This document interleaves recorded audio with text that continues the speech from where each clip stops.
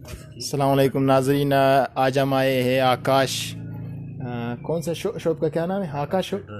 आकाश traders के पास आए और इनसे चंद सवालात करते हैं कि महंगाई के बाद इनका कारोबार कैसे चल रहा है,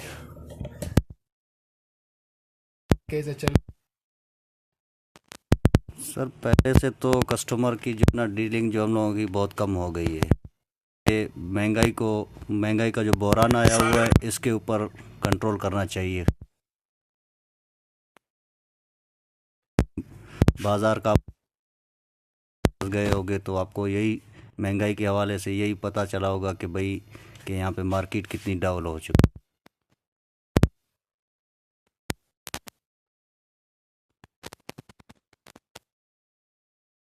ये कि गरीब आवाम को रिलीफ मिलना चाहिए। अच्छा, जी हाँ। और आप तो प्रोडक्ट महंगा तो नहीं बेच रहे? नहीं नहीं, हमारा तो कंपनी का एजेंसी रेट है सर। अच्छा, जो भी एजेंसी रेट होता है हम लोग उसी रेट पे बेचते हैं। चलो सही। तो नाजरीन चलते हैं इन बाजार